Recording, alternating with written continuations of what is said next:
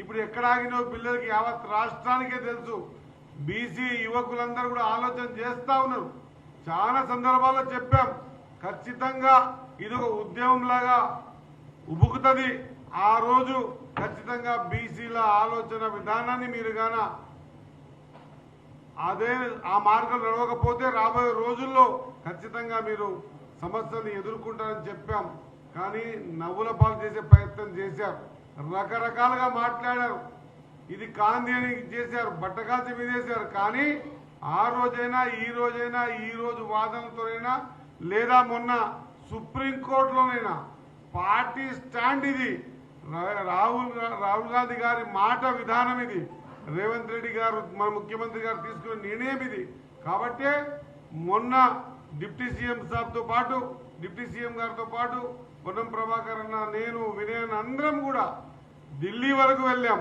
అక్కడ అది క్లియరెన్స్ అయిన తర్వాత ఈరోజు 12 గంటల నుంచి 4:30 గంటల వరకు హైకోర్టులోనే కూర్చొని వాదనలు బలంగా వినిపించి, సుప్రీంకోర్టులో, ఢిల్లీలో, హైకోర్టులో ఈరోజు వాదనలు అయిపోయేంత వరకు కూడా ఒక బాధ్యతగా ఈరోజు మంత్రులుగా పొన్నం ప్రభాకర్ గారు కానివ్వండి, నేను కానివ్వండి, మా కొండా సురేఖ మేడం కానివ్వండి, మా విప్పులు ఆది శ్రీనివాస్ గారు కానివ్వండి, లేకపోతే మా ఎమ్మెల్యేలు వీర్లపల్లి శంకర్ కానివ్వండి, మిగతా అందరం కూడా, మా సాయి గారు కానివ్వండి, మా జగదీశ్ అన్న కానివ్వండి, మిగతా అందరం కూడా ఒక బాధ్యతగా ఇచ్చిన మాట నిలబెట్టుకోవాలనే తపనతో ఈరోజు ఈ కార్యక్రమాన్ని మంచి ఆలోచన విధానంతో, మంచి మనసుతో ఒక నిర్ణయాత్మకమైనటువంటి కార్యక్రమం తీసుకున్నాం. కాబట్టి దేవుడు కూడా ఆశీర్వదించిండు.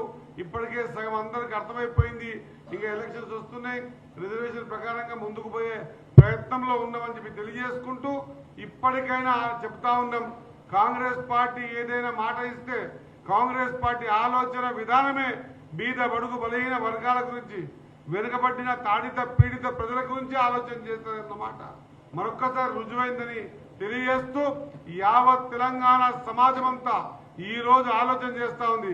అరే నిజమే కదా, నిన్న మొన్న వాళ్ళు మాట్లాడుతుంటే ఏమో అనుకున్నాం, కానీ ఈరోజు కాంగ్రెస్ పార్టీ నికాసుగా నిలబడింది, 42% కట్టుబడి ఉంది. దీని ద్వారా మేము ఎవరిది కూడా ఇబ్బంది పెట్టకుండా అందరినీ కలుపుకపోతూ మాకు రావాల్సిన వాటా గురించే మాట్లాడడం తప్ప ఎస్సీలు బీసీలు మైనార్టీలు అగ్రవర్ణాలు అన్ని కలిస్తేనే కాంగ్రెస్ పార్టీ. కాబట్టి కాంగ్రెస్ పార్టీ పేదోడి పార్టీ అని మరొకసారి రుజువైందని తెలియజేస్తా ఉన్నా. ధన్యవాదాలు.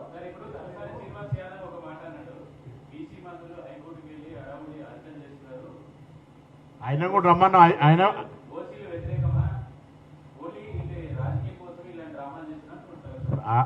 శ్రీనివాస్ యాదవ్ గారు కూడా మీ ద్వారా రేపు కూడా 2:15 హియరింగ్ ఉన్నది, వారు కూడా రమ్మని కోరుతాను. దాంట్లో ఎవరు రావద్దు, ఎవరు రావాలి ఇష్టం లేదు.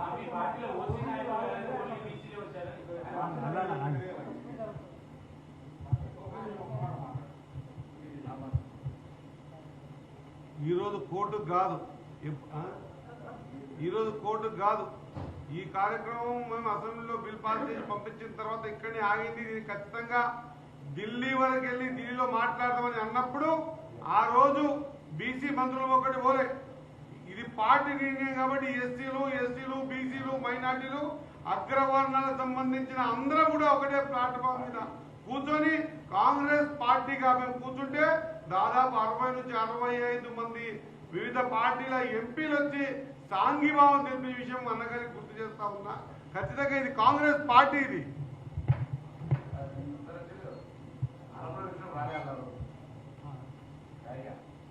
అందరికీ నమస్కారాలు. బీసీలకు 42% రిజర్వేషన్ని అమలు చేయాలని చెప్పని కాంగ్రెస్ పార్టీ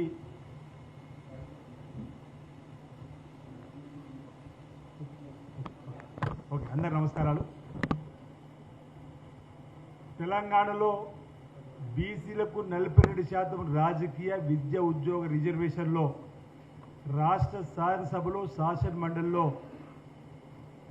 మేము చట్టాన్ని తయారు చేసిన క్రమంలో శ్రీనివాస్ గౌడ్ గారు ఒకసారి ఆలోచన చేయాలి.